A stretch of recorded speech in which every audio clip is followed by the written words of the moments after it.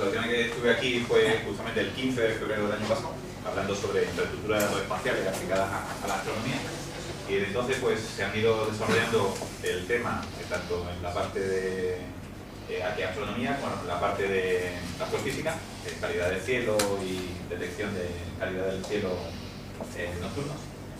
Y en este caso lo que os voy a hablar un poco, quería traeros, es un trabajo que hemos desarrollado dentro del grupo de arqueoastronomía, que se encuadra dentro del grupo de estudio ionosférico y técnica de GPS, de la Complutense, en el que estamos desarrollando una serie de técnicas para aplicar, por una parte, sistemas de información geográfica, por otra parte, conocimientos tradicionales de arqueología, y por último, el conocimiento astronómico, y de todo ello, pues, generar una serie de capas que nos permitan aplicar cálculos complejos astronómicos a yacimientos arqueológicos que tenemos pues repartidos por todo el mundo, ¿no?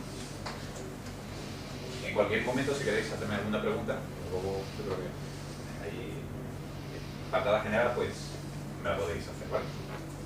Un poco de lo que os quería hablar es sobre el sistema de información geográfica, qué es la astronomía y qué antecedentes y objetivos tenemos, qué datos arqueológicos e infraestructura de datos espaciales tenemos a nuestra disposición, y sobre todo lo que voy a hacer más hincapié es prácticamente cómo eso se lleva a cabo, ¿no? No solamente son conocimientos teóricos que están en los libros, cualquiera puede consultar, sino que eso cómo se aplica prácticamente para obtener un rendimiento a partir de los yacimientos. Lo vamos a aplicar a una serie de yacimientos del sur de Portugal, del Alentejo, que hemos estado estudiando desde agosto pasado y finales del año pasado, y cuyos resultados pues presentamos en la última reunión de las jornadas ibéricas de la infraestructura de datos espaciales del Instituto Geográfico Nacional de aquí de España y de Portugal, ¿vale? Y por último, pues una serie de conclusiones y un programa que hemos desarrollado donde todo eso se vuelca y se puede ver, ¿vale? Bueno, lo primero que quería llamar a vuestra atención es que, de la misma forma que esto que veis aquí, esto no son matemáticas, esto que veis aquí, pues, por supuesto, no es astronomía, ¿vale? Pues esto que hay aquí, pues tampoco es arqueoastronomía, ¿vale? Esto de ir buscando el rayo que entra por una ventana y dar una cruz, pisas y sale de un tesoro, pues no es arqueoastronomía. Entonces vamos a ver un poco, ya que sabemos que esto no es arqueoastronomía, ¿qué es arqueoastronomía? Voy a hablar brevemente del grupo. El grupo, tenéis ahí la URL, que, bueno, os dejaré también las transparencias para que podáis verlas tranquilamente. Dentro del grupo hay una parte dedicada a las arqueoastronomía, concretamente para el estudio de técnicas de GPS aplicadas a los yacimientos arqueológicos, para determinar pues, qué influencia han tenido las diferentes culturas y la vinculación, sobre todo con el paisaje que rodea a esos yacimientos, y qué relación tiene ese paisaje y estas construcciones, ese yacimiento, con el entorno astronómico, con el entorno físico, ¿vale? Dentro del grupo, pues formamos parte Javier Mejuto, del Departamento de Matemáticas Aplicadas, Gracia Rodríguez, de la Asociación del Departamento de Astronomía y Geodesia, y ¿vale? Luego hay un grupo de arqueólogos también de la parte de historia. ¿Cuál es el objetivo de esto? Bueno, pues el objetivo que pretendemos en todo esto es poner a disposición de los arqueólogos, que ya sabéis que son muy reticentes a todo el tema astronómico, y una serie de metodologías que sobre todo sean fáciles de usar. Ya veréis que al final es tan sencillo como alguien que no sabe nada de astronomía, dar un clic, que sea contrastable y objetiva, es decir, que no sea yo pienso que entraba la luz por ese sitio y daba en tal otro y por eso saco tal conclusión. Implementada en un conjunto de herramientas que esté destinada a generar una capa de información que sea útil para arqueólogos, para astrónomos y para cualquiera que pueda utilizar estándares que veis ahí que se llaman de OPC. OPC es una organización del Open Space Consortium de Naciones Unidas que reúne una serie de empresas y organizaciones que definen una serie de estándares de intercambio de información geográfica. Al final lo que pretendemos es esta serie de capas geográficas que nos estáis acostumbrados a ver en cualquier GIS, en cualquier sistema de información geográfica, pues en Google, bueno, la típica capa de carreteras, o la capa de montaña, o la capa de elevaciones, o la capa de ferrocarriles, pues vamos a añadir una nueva que hemos creado, que es la capa astronómica. Vamos a ver un poco qué son esos, o qué tenemos por sistema de información geográfica, ¿vale? Nosotros lo que intentamos es representar elementos del espacio cotidiano, de una calle, de una montaña, del territorio, de forma que nosotros podemos plasmarlas sobre un plano. Y además de no solamente es un plano de papel, sino que podemos llevarlo a una aplicación que luego podemos utilizar en nuestro ordenador, en una PDA, en un teléfono. ¿Vale? Podemos representar por una parte elementos vectoriales, es decir, puntos, tenemos líneas, tenemos polígonos, tenemos redes y además tenemos, como veis ahí, pues, objetos raster, ¿no? Son objetos fotografía básicamente. La típica capa de Google que es pues, la de satélite. ¿Cómo construimos ese conjunto de puntos, de líneas que nos van a definir las calles, los ríos, las montañas y todas esas imágenes tridimensionales o fotográficas? Pues tenemos técnicas de levantamiento topográfico, directamente con un teodolito podemos coger y ir tomando medidas de diferentes puntos de nuestro entorno, ir levantando toda la topografía. Ese levantamiento, bien por técnicas ópticas o utilizando GPS o utilizando otro tipo de técnicas que vamos a ver posteriormente, vamos a ir almacenando esos datos dentro de algún sitio, ¿no? Para luego nosotros poder recurrir a ello. Tradicionalmente se hacía sobre un papel, sobre una fotografía aérea, pero hoy lo que utilizamos son bases de datos espaciales, en las cuales tenemos cada uno de esos puntos, cada una de esas líneas o una fotografía completa georreferenciada. Eso lo que nos va a permitir es que cada punto de esa fotografía, de esa imagen, va a tener, además de una información RGB o una información de color, una información geoespacial, es decir, una coordenada que vaya a ser identificada sobre el terreno. Luego vamos a aplicar a esos datos una serie de geoprocesos.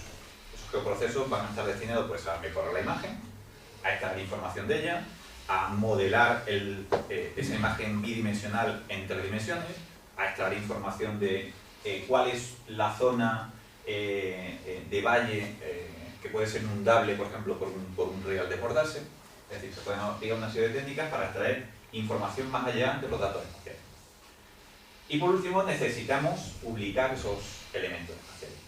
No basta con que yo tome nota de dónde está pues, el pico de una montaña, lo guarde en una base de datos, sino que tengo que dar a conocer dónde está ese pico de la montaña. Si no, luego yo no puedo saber si tengo una alineación o no en mi yacimiento, o no puedo construir una topografía o una ubicación, por ejemplo, del yacimiento donde se encuentra la piedra como vais a verlo.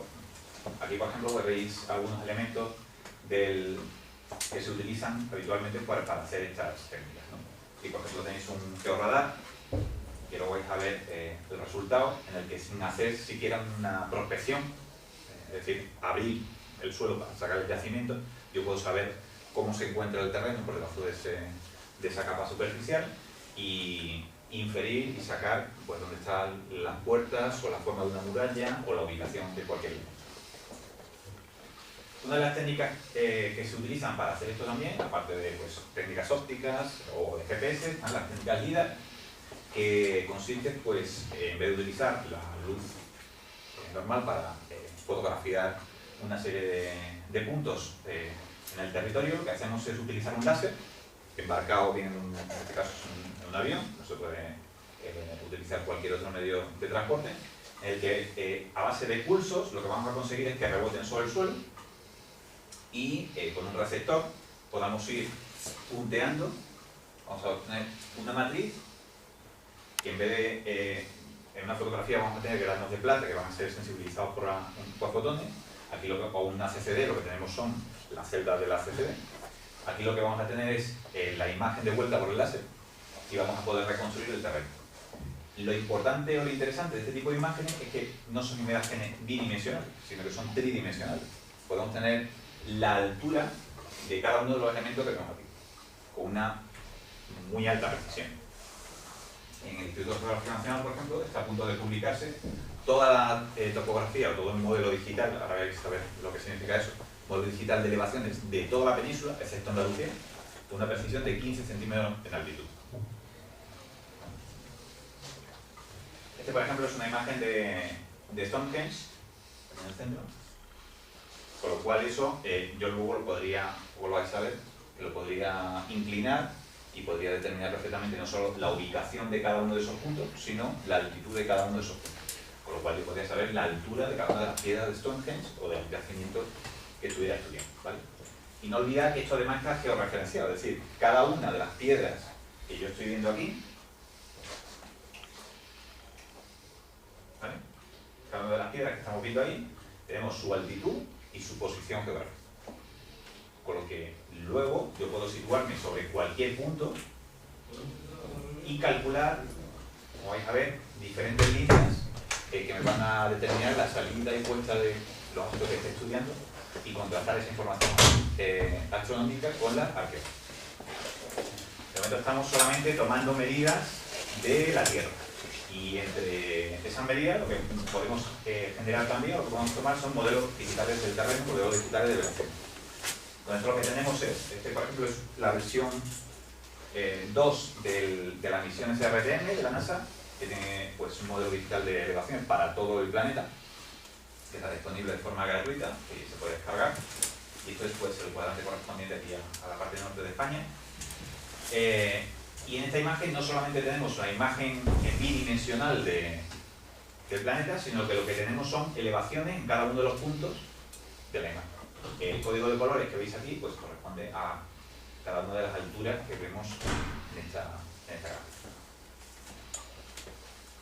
¿Qué conseguimos con eso? Pues que si yo reúno esa información de cada uno de esos puntos que he ido tomando sobre el terreno, bien con técnicas LIDAR, con técnicas de GPS o cualquier otra, lo que al final voy a tener es un modelo digital de elevación de todo el territorio. ¿Vale?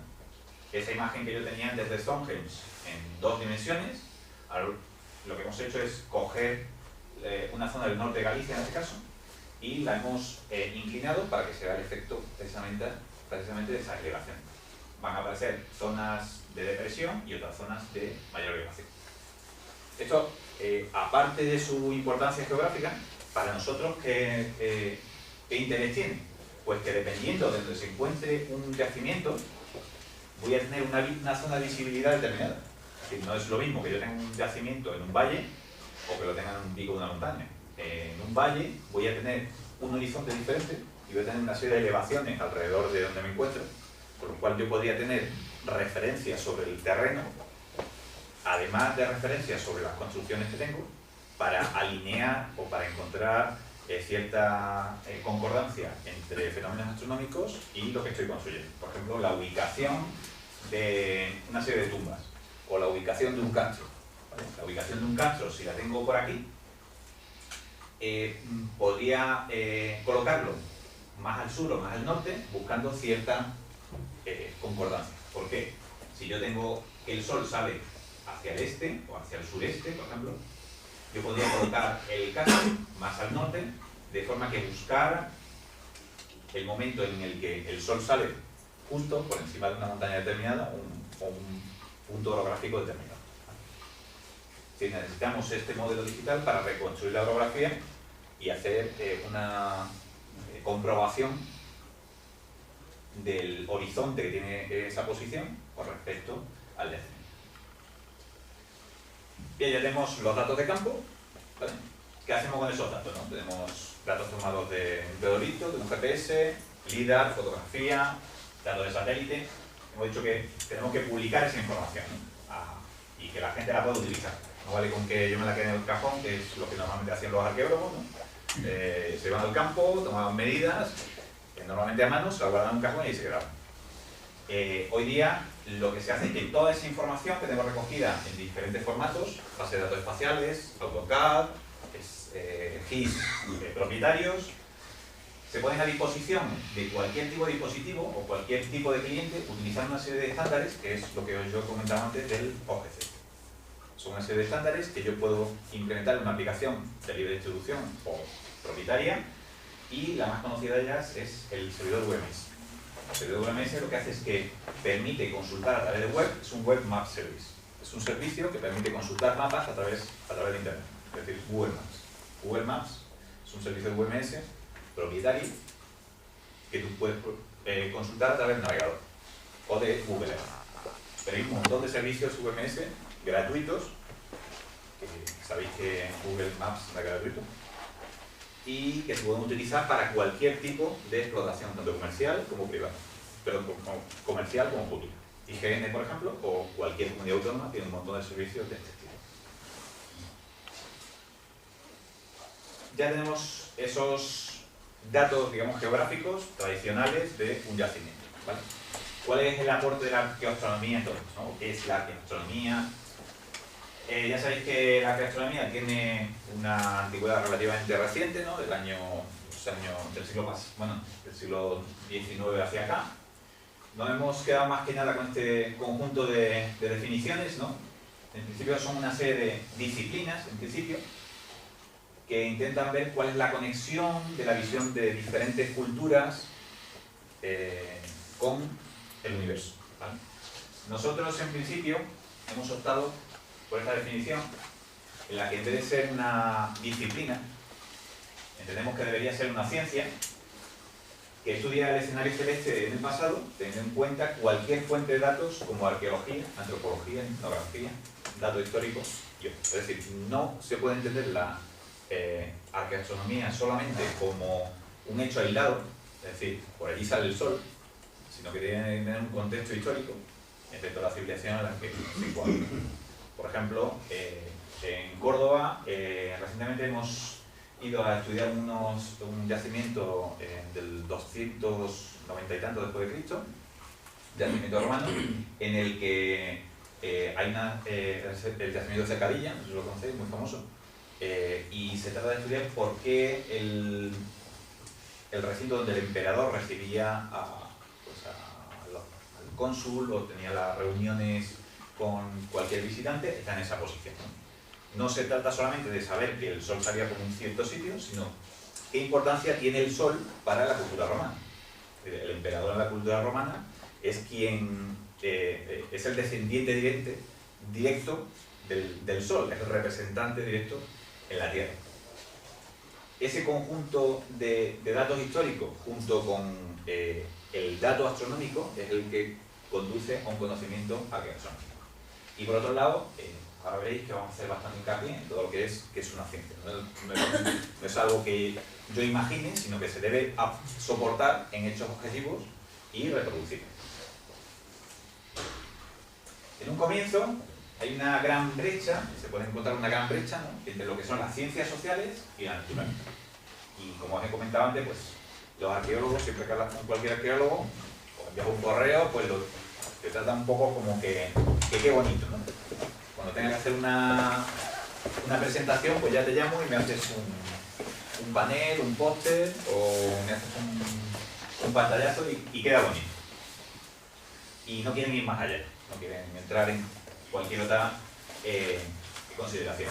¿Por qué? Porque sobre todo hay un gran desorden metodológico. Es decir, cualquiera coge Google Maps, Google Earth, te hace un sketch y dice, por allí salió el sol en el 3000 a.C., o por allí Venus, no sé qué cosa. O cualquiera se pone un traje de chamán y se va a Stonehenge y empieza a hacer cosas raras, ¿no? Entonces, hay un montón de rechazo a esas conclusiones astronómicas.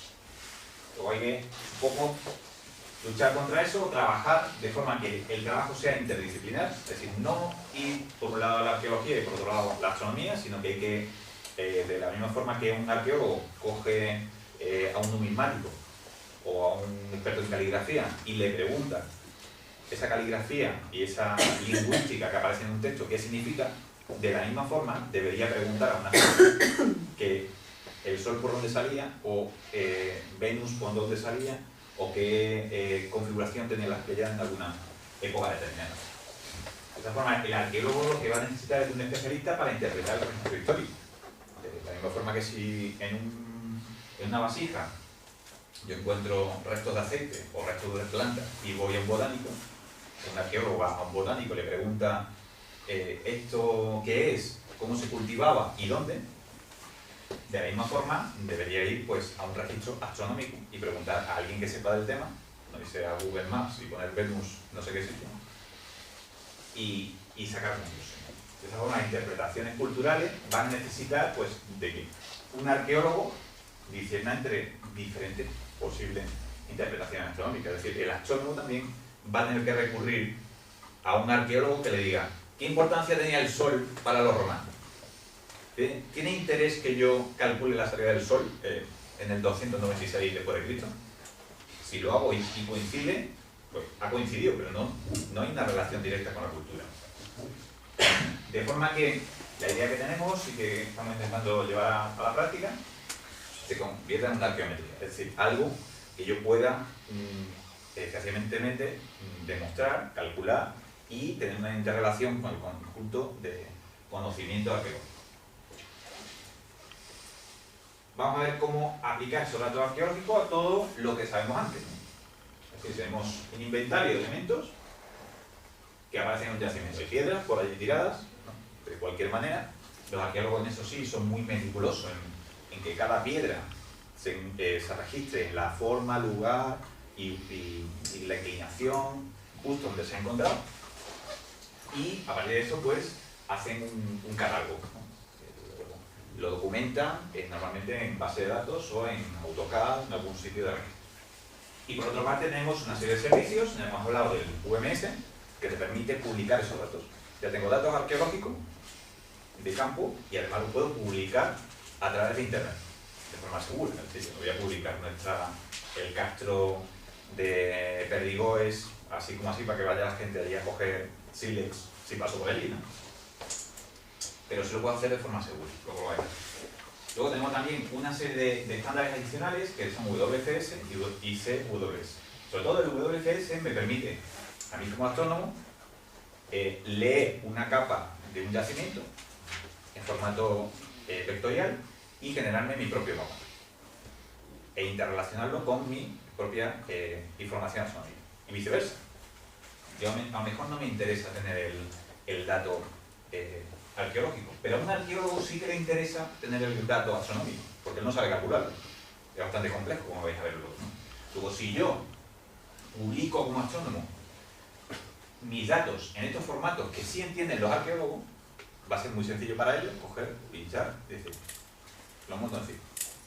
Y de esa forma puedo contrastar mi información arqueológica con la información astronómica. Aquí en España, dentro del Instituto Geográfico Nacional hay diferentes grupos de trabajo. Yo pertenezco al 4 y el 12 está dedicado a patrimonio histórico. Y cómo deben aplicar los arqueólogos toda la tecnología que tienen, todos los conocimientos que tienen, de forma que puedan publicar y consumir esa información y la puedan interrelacionar. Este, por ejemplo, es el resultado de un proyecto, el proyecto de Tiermes, que es una serie de un yacimiento, que hay una serie de tumbas, ¿vale?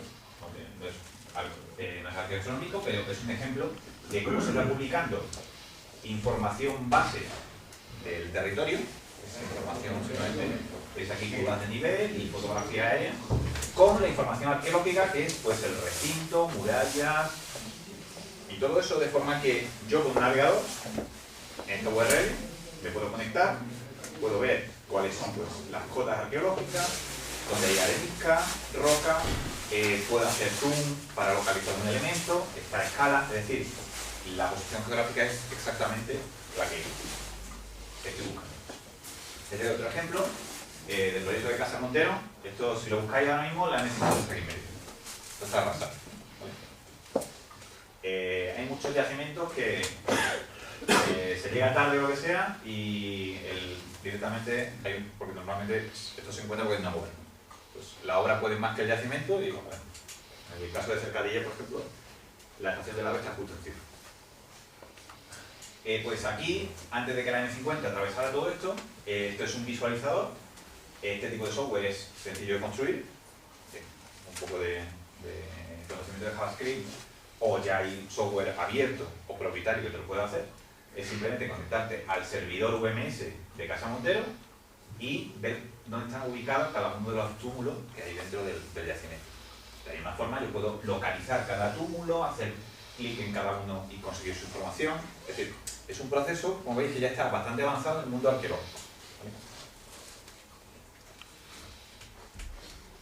Vamos a aplicar ahora todos estos conocimientos y decir, bueno, pues como ya sé cómo es el mundo IDE, el mundo Sistema de Información Geográfica, voy a aplicarlo a algo para ver qué resultado me puede dar, ¿vale? Y lo que hemos hecho ha sido irnos al sur de Portugal, a unos yacimientos que hay en la zona de Alentejo, donde se han hecho unas prospecciones, no levantando el terreno, sino, como os he comentado antes, son prospecciones geofísicas. Es decir, se ha hecho pasar un georradar por encima del terreno y el eco me ha proporcionado información de lo que hay debajo, ¿no? Y lo que hay debajo, pues es una fotografía de una serie de recintos, ¿vale? Bueno, estos logotipos porque está cofinanciado con la fundación Gulbenkian. Esto es porque encima de esto hay un viñedo, ¿vale? Es un viñedo de la familia Gulbenkian y ha permitido pues hacer todo este trabajo, ¿vale? Y el georradar es de esta gente, son unos alemanes que son los que han hecho la parte geofísica y nosotros hemos hecho la parte astronómica. El yacimiento tiene esto, ¿vale? Son una serie de fosos, unos recintos de fosos, son una serie de monumentos con tendencia circular, como veis aquí, ¿vale? Esto es otra imagen geofísica de la zona, de otro yacimiento de esa zona, que es Shankar. Tiene una serie de recintos concéntricos y pues tiene unos pocos de metros hasta pues, varios centenares de diámetro, ¿vale? Como veis, tiene una forma ondulada, es característico de este tipo de yacimientos, y además tiene pues como unas hendiduras que los arqueólogos identifican como una serie de puertas, ¿vale? Estas son imágenes que están tomadas desde el terreno y se han ido georreferenciando. Para hacernos un poco una composición del lugar de la época de la que estamos hablando, pues esto es de la época neolítica, sobre el calcolítico, sobre unos 4.000 años antes de Cristo, ¿vale? En esta época es un periodo pues, de cambios, se hace el hombre más sedentario y aparece pues, todo el tema de ritualismo, simbolismo y aparece cierta complejidad social ya dentro de la cultura. Es decir, la gente ya se ubica en un lugar y busca un lugar por algo, ¿vale? Entonces lo que intentamos es por qué se ubica en ese lugar o por qué construye de esa forma, ¿vale? Este tipo de recintos está distribuido pues, por toda Europa. Esta es una nueva distribución aparte de la zona del Alentejo, serían estos de aquí. Por toda Europa hay bastantes de este tipo de recintos. Nosotros como astrónomos, ¿qué buscamos? ¿Vale? Pues tenemos una serie de datos astronómicos que sería interesante estudiar, a ver cómo encuadran en esa instalaciones o esas yacimientos. Por una parte, pues sabéis que se ha utilizado mucho el ordo helíaco de las estrellas brillantes, ¿no? Sabemos un poco qué es, de los planetas, pues para determinar cuáles son las coincidencias con alineaciones dentro de las construcciones del yacimiento y con la orografía que hay alrededor, como comentamos. Otra cosa que se considera interesante pues serían las circunstancias locales de los eclipses, ¿no? Cuando ocurre un eclipse, no tanto por la ubicación, sino porque te sirve para datar, sabiendo cuándo ha sucedido un eclipse. Si tienes un relato histórico de que ha ocurrido que el sol desapareció, se lo llevó Mahoma o se lo llevó no sé quién y luego lo devolvió, pues sabes que seguramente hubo un eclipse. Para la datación de fenómenos históricos. Y por otro lado, pues el azimut sobre el horizonte y el ocaso para determinar el momento de los solsticios y los equinoccios, pues sabéis que es un momento de datación de calendario, sobre todo bastante importante en diversas culturas. Sería un poco de fenómenos básicos a identificar, ¿no? Para centrar qué son cada uno de ellos, pues los ortohelíacos sería cuál es la primera aparición de un objeto, una estrella brillante, las Pléyades, una agrupación, por ejemplo, de estrellas determinadas, un asterismo, sobre el horizonte este, después de su periodo de invisibilidad, es decir, cuando está el Sol por delante de ellos, la primera vez que aparecen por el horizonte. Y dependiendo de cierto tipo de elementos, por ejemplo Sirio, se toma mucho como referente para el inicio del calendario, y pues sería interesante saber cuándo un objeto es visible. Esto va a depender de una serie de factores. Aquí, por ejemplo, tenemos una reconstrucción de la salida aquí de Betelgeuse o de Rigel, ¿no? Sobre el horizonte. La primera vez que aparezca Rigel o Betelgeuse sobre el horizonte, después de su periodo de invisibilidad, pues se consideraría el ortohelíaco. Estos ortohelíacos van, para yo saber calcularlo, van a necesitar una serie de herramientas, ¿vale? Astronómicas. astronómica y geodésica, ¿no? La primera de ellas tiene que ver con el perfil de horizonte, es decir, no es lo mismo un perfil llano que un perfil con una orografía pronunciada, ¿no? Por eso nos interesa conocer el modelo digital de elevación, es decir, cómo reconstruyo yo ese perfil. Voy a tener que realizar una serie de correcciones al movimiento y a la posición de esa estrella. ¿Cómo? Pues en principio por el movimiento propio de la estrella, correcciones por precesión del movimiento de la Tierra sobre la estrella, determinaríamos el momento del orto zodíaco teniendo en cuenta el brillo de la estrella y de la distancia angular al Sol, es decir, una estrella brillante se va a ver antes que una estrella de menor magnitud, y circunstancias debidas pues a refracción atmosférica. Aquí tenéis un poco un gráfico de cuáles serían los elementos geométricos implicados en el fenómeno. Tenemos el Sol por debajo de la línea de horizonte y tendríamos el objeto que queremos determinar su salida, ¿vale? Ahí, dependiendo de la distancia del Sol, perdón, del brillo del objeto, tendríamos mayor o menor distancia al Sol, y tendríamos, dependiendo de la altura, tendríamos también una refracción atmosférica que nos haría desviarnos de esa posición. Y por último tendríamos pues el azimut de ese punto calculado teóricamente, ¿vale? ¿Qué algoritmos podemos utilizar para todo esto? Bueno, pues hemos usado modelos digitales de elevaciones para reconstruir esos perfiles, ¿vale? En principio empezamos utilizando los del SRTM, pero últimamente pues hemos utilizado los del Instituto de Geografía Nacional que dan mayor precisión, ¿vale? Para el caso de Portugal hemos utilizado los SRTM porque no había publicado ningún modelo digital de elevaciones del Instituto Geográfico Portugués. Aquí en España sí existe. Para los cálculos de precisión hemos utilizado pues, los algoritmos descritos por Gondras en un paper de astronomía de astrofísica, ¿no? Bueno, hay un proceso más reducido que traje yo en 2006, que me parece que anda por ahí en Neomenia también. Para correcciones de refracción se ha utilizado pues, un método que viene descrito en Explanatory Supplement, que sabéis que es una serie de procedimientos que explican cómo se construye el Náutica Almanac, ¿no? Para las posiciones de los movimientos estelares y movimientos propios hemos utilizado el FK5, el catálogo de movimientos estelares y posiciones estelares.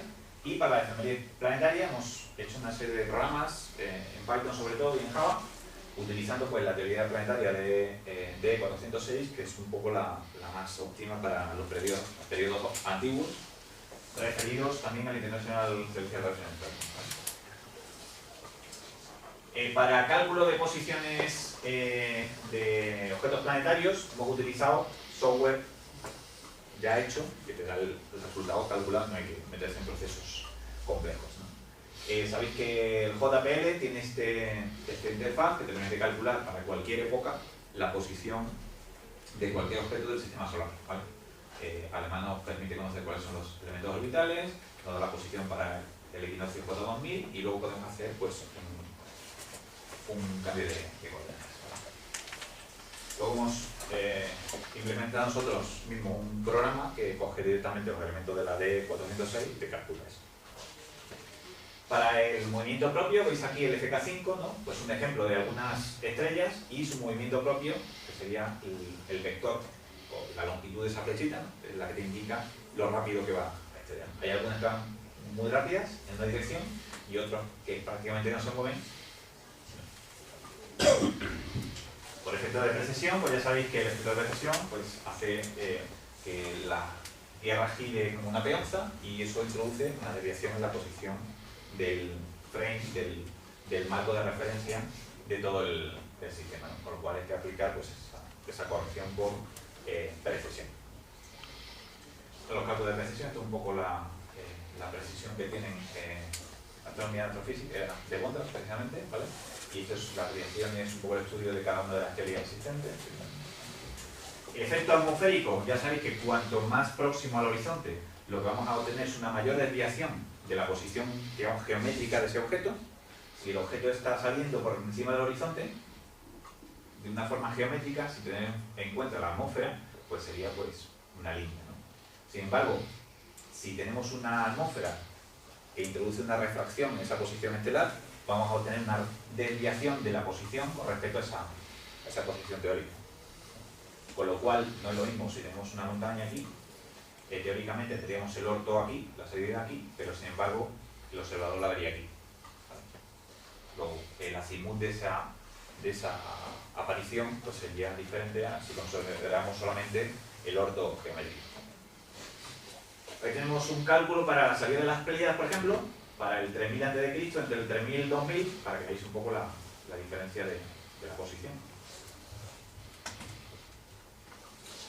Y al final, con todo esta serie de procedimientos, lo que hemos obtenido son una serie de programas que nos van a devolver, por lo general, como habéis visto antes, una tabla. ¿Vale?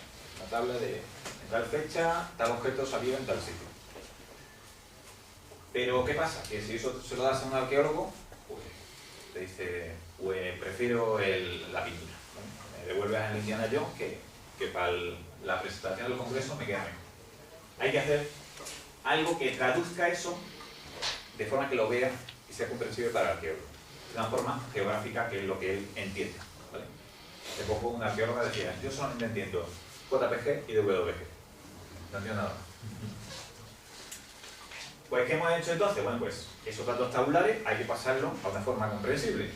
¿Qué hacemos? Pues desarrollamos una serie de programas que van a generar ficheros que realmente ellos entienden. Bueno, en el mundo geográfico hay una serie de estándar de facto, ¿no? La empresa es que es Shapefile, que lo que hace es que genera una serie de geometría, líneas, puntos, esos puntos y líneas que dije yo vectoriales al principio, que son la representación de la realidad, la voy a generar en ese tipo de ficheros. Y estos son los ficheros que realmente vamos a utilizar en esa capa actualmente, ¿vale? Para superponerla a la que ya tiene el arqueólogo. Y nos sale algo así, ¿vale? Tenemos de fondo, tenemos el modelo digital de elevaciones, tenemos esta línea azul, es el horizonte que ve desde este punto un observador situado a 1 metro de altura. Ahora veréis cómo se ha calculado. Y esto de aquí, estas rayas que aparecen aquí, serían los momentos de orto y de ocaso del Sol durante los solsticios y el equinoccio de primavera y de otoño. Es decir, la salida del programa no es una tabla de números, es eso. Se lo ve al arqueólogo y dice, bueno, por lo menos por la presentación me va. Pues lo podré estudiar, no, pero por lo menos para la presentación de la transparencia me vale. Está hecho para el yacimiento de Moreido en el 4000 a.C. Una vez conseguida esa efeméride, lo que proporcionan es precisamente ese azimut de esos orto y ocasos, y además se puede superponer a la información que yo tenía antes. Es decir, el arqueólogo coge, añade a las capas que ya tenía la capa astronómica y le sale algo así. Es decir, en este punto el orto de Sirio está ahí y el meridiano está aquí. Y él sabe usar esto. Dice, bueno, pues miren, si yo me pongo aquí y veo que esta tumba aquí tiene aquí una puerta o hay tumbas en esa orientación, tengo por lo menos una casualidad.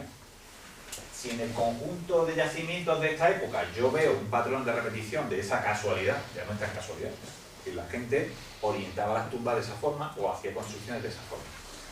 Es decir, ya puedo usar la información astronómica dentro de la información arqueológica. Otra cosa que de momento no hemos desarrollado mucho es el tema de las sombras de los eclipses, que está bastante desarrollado. Pues hay un catálogo, ¿no?, que conocéis todos, que es el de Spenan y Neus, ¿vale?, del JP. Y ahora vamos a juntar todo. La principal ventaja de todo esto pues es encapsular, es decir, todo lo complejo que yo decía de que si refracción, que si precesión, no sé qué, que el arqueólogo no quiere ni oír de ello, lo voy a meter dentro del programa y al final solamente le voy a dar la información útil, ¿vale? De forma que al final el resultado va a ser de fácil uso, los datos son exactos, pues estoy utilizando lo que normalmente yo estoy utilizando en astronomía para asignar posición y mecánica celeste, y resultados que son contrastables, es decir, el procedimiento está ahí. Si otro grupo de investigación coge y hace sus programas y coge el modelo digital de evaluación y se hace sus cálculos, el sitio es el mismo. No es que yo me ponga la capa de chamán y he sido un iluminado y he dicho no sé qué. No hay más iluminado en el mundo. No, cualquiera puede ser un iluminado, ¿vale? ¿Cuáles son los pasos que se han seguido para crear todo esto? Pues en principio, calcular posición de los objetos utilizando ese software. tener en cuenta todos los factores astronómicos de diferentes épocas y la generación de las efemérides. Y las efemérides son independientes del yacimiento, es decir, yo sé que Sirio está en un sitio determinado o que el Sol sale por un punto determinado, independientemente del sitio que me encuentre sobre la Tierra. A partir de la localización del yacimiento, es decir, para el yacimiento en concreto, voy a hacer una serie de correcciones, incluyendo factores como la refracción, y así calculando esas circunstancias locales al yacimiento en concreto. Y esas circunstancias locales, que realmente son líneas, polilíneas, no sé, polígonos, las voy a reflejar en un fichero, un shape o una base de datos espacial para generar esa geometría. Y a partir de todo eso, lo publico. ¿Y qué uso? Lo mismo que uso un arqueólogo, es decir, VMS o VFS. Todo lo que sean servicios OGC interoperables. Y en un estándar que todo el mundo puede utilizar. Si yo me conecto a eso, no tengo ni idea de arqueología, ni idea de astronomía, pongo una URL de astronomía, otra de arqueología y me sale. Bueno, al final, se me han ido la flecha para otro lado, no tengo que ver. Tendría por un lado fuente de datos GPS o tradicionales de geodesia, servicios de infraestructura de datos espaciales que me proporciona el Instituto de Geografía Nacional o cualquier empresa. Tengo un modelo digital de elevaciones que he hecho yo o me lo da el que sea. Una prospección geofísica, sí o no, o el yacimiento real, y tengo una ID, una infraestructura de datos espaciales arqueológica. Y por otro lado tengo mis datos astronómicos más mis servicios de datos de astronomía. Realmente, luego al final lo que consigo con ello es esa infraestructura de datos espaciales arqueológicas, cualquiera podría utilizar. ¿Cómo está el tema actualmente? Bueno, pues se han desarrollado una serie de programas para cálculo de los fenómenos astronómicos, para la generación de esos datos geográficos, y se ha configurado pues, un servidor que proporcione esa salida que hemos visto antes, VMS estándar, ¿vale? Y una base de datos espacial, que es también de libre utilización, se llama PostGIS, PostgreSQL, no sé si lo conocéis, es un servidor de base de datos y tiene unas extensiones que te permite usar toda la parte espacial también. Se puede utilizar también Oracle, pero Oracle es ligeramente más. Es bastante más. En el futuro, pues, algo que estamos haciendo es mejorar los procesos de cálculo, sobre todo el tema de refracción, etc. Desarrollar un servicio adicional, se llama WPS, que permite a los arqueólogos, pues claro, esto genera la capa para los 4000. Pero si yo la quiero para los 4500, tengo que generar el otro. Y se lo tengo que pedir a alguien. En un servicio automático yo pido a una fecha determinada, un punto determinado de la Tierra y me lo genera. Es decir, encapsular los cálculos que tenemos aquí arriba en un servicio espacial. Eso es un geoproceso, ¿vale? Y hacer esto de forma bien. Ahora mismo está restringido. El caso práctico de todo esto lo vamos a enseñar ahora. El yacimiento este es el modelo de elevaciones de Portugal. Esto es del Instituto Geográfico de Portugal. Las demarcaciones que tienen. Esta es la ubicación de los diferentes yacimientos que hemos estado investigando. Lo importante de todo esto es que el yacimiento no ha sido excavado, es decir, está allí y no hay manera. De hecho, en uno de ellos hay un lago por encima, un lago artificial, porque como al lado hay un viñedo, necesitaban hacer un lago para regar el viñedo. Antes de hacer el lago se hizo la prospección arqueológica, no se levantó nada, se hizo la geofísica, se inundó aquello, y aquello es una islita que está dentro del lago, pero no se puede entrar, hay una barca. Luego no ha sido excavado y al final lo que tenemos es una imagen como esta, que no está georreferenciada, y luego se ha georreferenciado en coordenadas, bueno, pues es el sistema de coordenadas que es UTM, correspondiente al uso de Portugal, ¿no? El 28-29 de Portugal, y aquí en España tenemos el 29, el 30 y el 31. Se han utilizado datos pues, del SRTM de la NASA, GPS in situ, que fueron para allá gracias a Javi, a todas las mediciones, y luego datos del Instituto Geográfico. Con todo eso que hemos hecho, pues tenemos el modelo digital de aquí y hemos calculado estas rayitas de aquí que corresponden a, desde cada uno de los yacimientos, el horizonte que se ve desde ese punto. ¿Esto por qué es? ¿Veis aquí, por ejemplo, alguien desde aquí, desde el centro? Como hay aquí una montaña, este pico de la montaña está por delante de esto de aquí. si no sería un círculo. ¿Cómo hemos hecho eso? Pues veis aquí que hemos representado en azimut y la altitud de Moreiros, en este caso, en 4000 a.C. Entonces, si no tuviéramos en cuenta la distancia, ¿vale? Si no tuviéramos en cuenta la distancia, tendríamos esta orografía. Pero tú vas allí y aquello es casi plano. ¿Cómo es eso posible? Pues claro, hay que tener en cuenta la distancia a la que me encuentro. Y lo que estamos viendo no son altitudes, son grados. Una altitud en grados. Si tomamos desde el punto donde yo me encuentro y hacemos una corrección por distancia, pues tenemos el perfil real del horizonte, que es precisamente eso. Que es que casi no llega a un grado porque es que es prácticamente plano. En otras ubicaciones sí que hay más orografía. Es decir, alguien desde Moreiros vería esto. ¿Tiene alguna incidencia? Pues en el paisaje no. Es decir, hemos descartado que el paisaje tenga una incidencia sobre la alineación. Pero, ¿tiene incidencia de otra forma? Pues hay que estudiarlo, ¿no? ¿Cómo?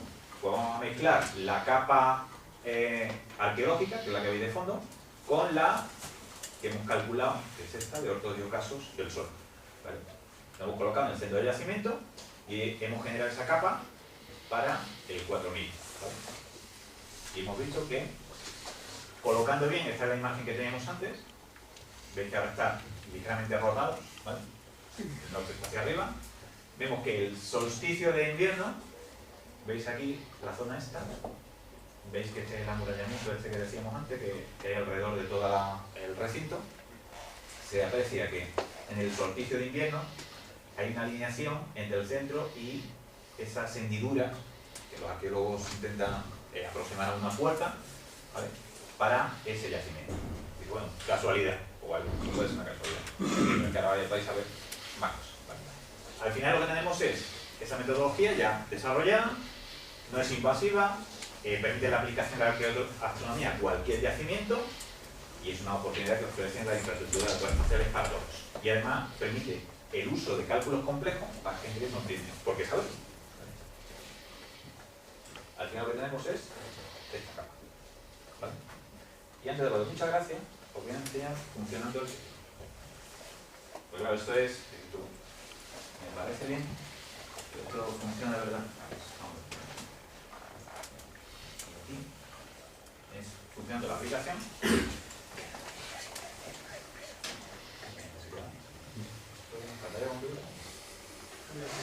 ¿Lo ve aquí?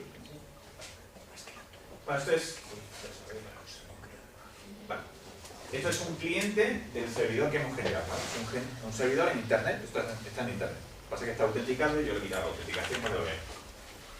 En la que el usuario tiene un panel que puede acercarse, puede añadir capas, como vais a ver ahora. De fondo hemos colocado la imagen digital de elevación para dar una referencia. Y ahora, bueno, pinchando en cada uno, como hemos dicho antes, simplemente con un clic puedes ver el yacimiento y estudiarlo. No tiene que dar nada más, ¿vale? Entonces, aquí lo que vamos a hacer es añadir las capas que necesitamos, ¿vale? Aquí tenemos la capa, en este caso, de elevaciones, que esa está por defecto. Tenemos los horizontes calculados para cada una de las ubicaciones de los yacimientos, la cartografía de cada uno de los yacimientos, que es la que usa realmente el arqueólogo, y la nuestra de astronomía, que son ortodiocasos. Vamos a ver cómo se integra, ¿vale? Vamos a pulsar sobre los horizontes, y ahora se van a cargar los ortodiocasos y se van a cargar. Vamos a quitar lo que nos interesa. Esto es tiempo real. Puede tardar más o menos de la velocidad de refresco, etc. Y ahora vamos a ir a uno, ¿vale? Dice, voy a ver Shankara, ¿vale? El de Shankara le vamos a añadir la planta del yacimiento. Como veis ahí, se va a cargar.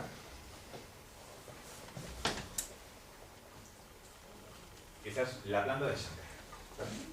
Veis que tiene la misma forma, ¿verdad? Es esa de acá. Y como veis aquí, de nuevo aparece esa alineación entre el solsticio de invierno y esas hendiduras que parecen puertas en ese amurallamiento. Es decir, el segundo yacimiento te aparece, y han aparecido varios. ¿Vale? Y ahora vamos a ver, por ejemplo, el de Perdigoso. Bueno, se puede acercar, se puede uno alejar para ver la perspectiva, ver si hay alguna alineación con un elemento de la orografía.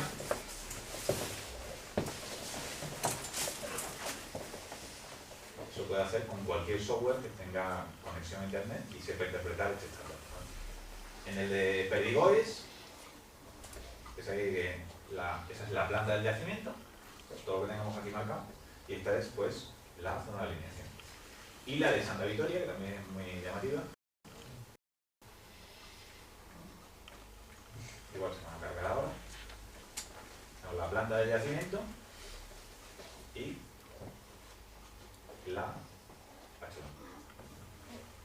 Si el yacimiento es muy grande, bueno, recordad que esto está todo a escala, está en la posición geográfica que debe. Aquí se pueden hacer mediciones sobre el plano como si estuvieras en el terreno. Aquí veis, son 10 metros, la escala de aquí, que son 10 metros aproximadamente. Este es el que digo yo que... lo diseño mejor. Este es el que os digo. Está sobre... aquí. Este es el que os digo que está sobre un terreno que está como cortado, las líneas de las curvas de nivel, y es porque es como una montañita que hay, todo esto es un lago, ¿vale? Esto es una montañita que hay en medio, y lo demás es agua, ¿vale? Por eso aparece ahí las líneas de fondo correcto. Y al final lo que hemos conseguido es tener precisamente la información geográfica unida a la información astronómica, de forma que cualquiera puede estudiar este tipo de yacimiento. La idea precisamente es que cualquiera puede desarrollar cualquier técnica parecida y aplicarla en cualquier yacimiento arqueológico de cualquier época del mundo.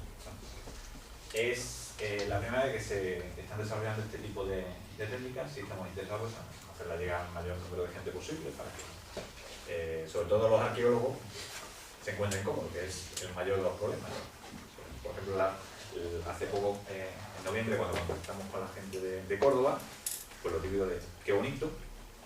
Sí, pero ya cuando lo han visto funcionando ya sí que les ha gustado más el tema.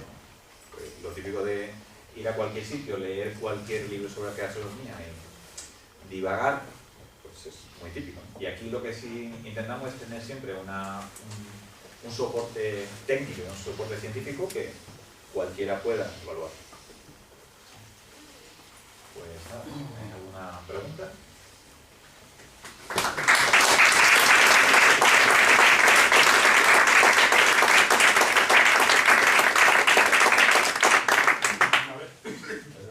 Una vez que está el agua, eso en el lago, y ahí ya pierdes toda la posibilidad de ver todo. Esos datos ya se tenían antes de hacer. Claro, antes de hacer el lago, porque realmente es una balsa para hacer regadío.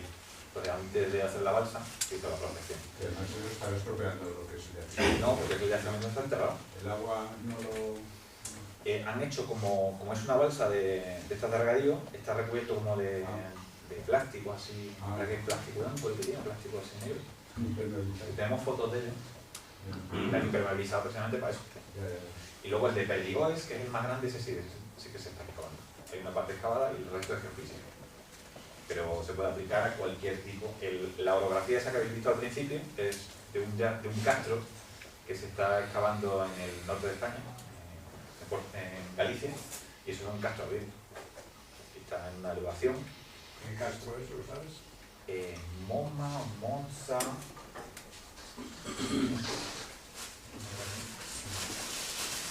o Monet. ¿Dónde está? ¿En qué provincia? Pues creo que está en Pontevedra.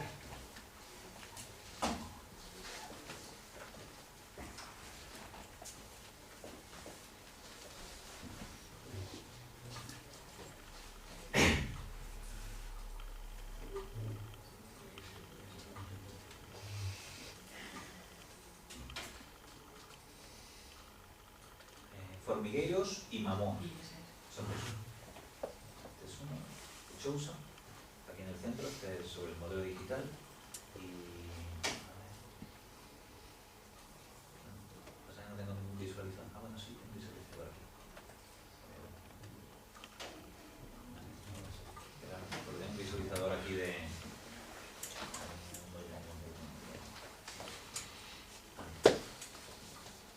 enseño el castro porque es llamativo la forma que tiene. Bueno, este es un visualizador de los arqueólogos y tal, el de Autodesk, pero es gratuito. No es el AutoCAD Map, que sí que vale un riñón. Antes os lo podíais bajar de internet, ahora ya no se puede. Es que se puede bajar y además es gratis. Bueno, eso también, todas las herramientas que hemos utilizado para hacer el proyecto que estamos utilizando son de código abierto y de libre distribución. GeoServer, que es el servidor de geoespacial gratuito, PostGIS, Python, Java.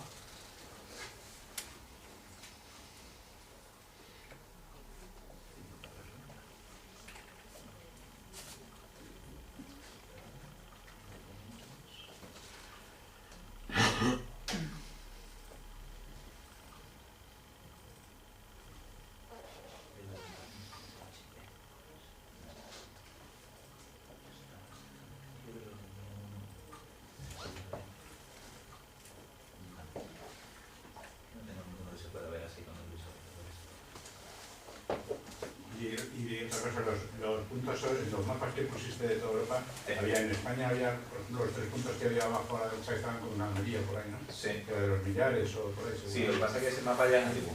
Ah, pero eso se puede, entonces en esos puntos que están ahí, todo se puede visualizar. No, el proyecto solamente está hecho para la parte de... Para la parte... que lo abre con... No lo identifica bien. Lo identifica como WordPad, no lo ve.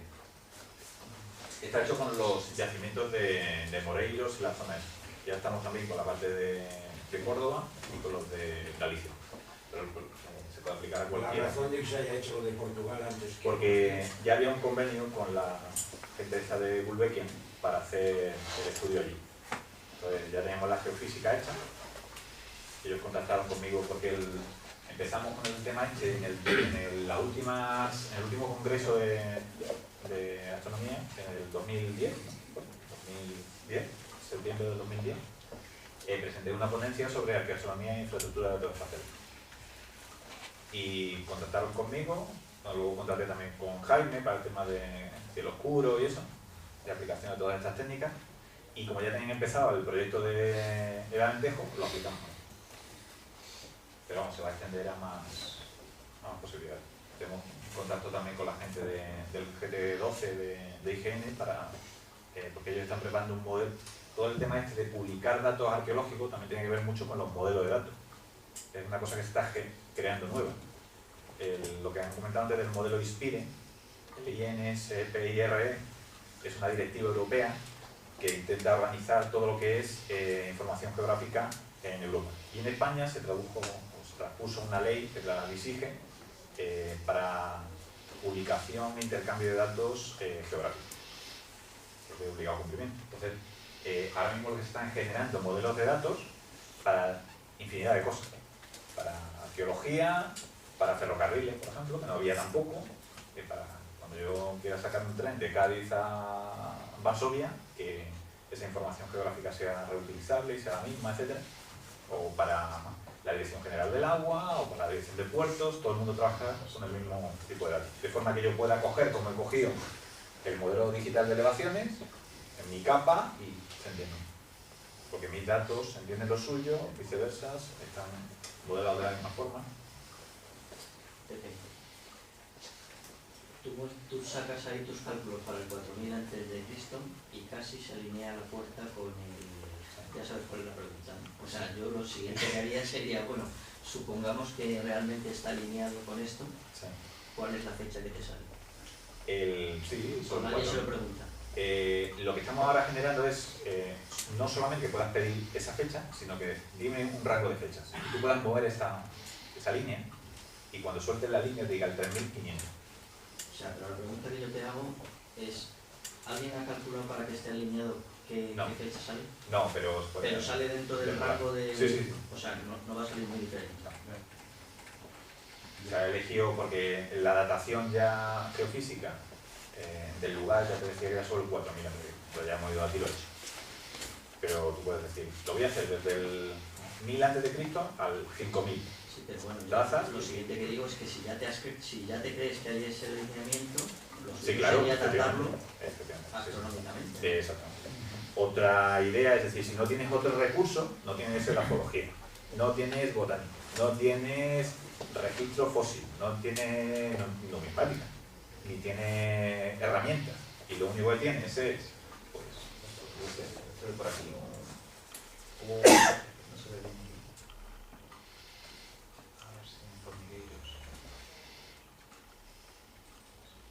Bueno, aquí en Formigueiros, por ejemplo, se ve esto, ¿vale? Estas construcciones. Si tú nada más que tienes los muros de la construcción y quieres datarlo, eso sí que sería una flecha, ¿no? Porque sabes que todo este tipo de construcciones se orientan hacia el solsticio de invierno y el solsticio o la salida de Sirio, que sí que es más representativo, la salida de Sirio, para que coincida con eso, tiene que ser el 3500, pues ya sabes que esa 3500, vale, pues puede ser el 3700 al 3200, pero bueno, los arqueólogos también juegan con mucho margen. Cuando dicen el 286 después de Cristo es porque hay una lápida allí que pone en el 386 voy a construir este muro, pero si no lo ves. Entonces sí que te ayuda a datar, por ejemplo, los eclipses, sí que te ayudan mucho a datar, yo qué sé, la caída del Imperio Romano hasta el asedio de lo que tuvieras. Así que es una herramienta. Pero la idea es tenerlo como herramienta, además de lo que usas numismática, o usas otro tipo de herramienta, usas esta técnica para hacer estos cálculos. Creo que esto por aquí.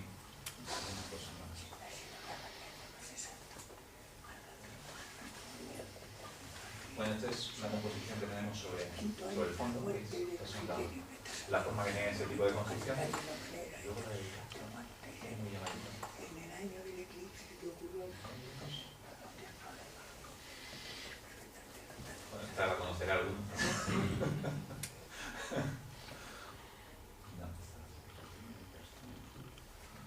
Es esta realmente, pero es que estas son, no se ve porque son ficheros geográficos. Y una pregunta, en la técnica esa de radar para mapear, las pasadas a qué distancia se dan. Creo que se hacen cada metro. Eso a lo mejor Roberto sabe más de geo de radar, ¿no?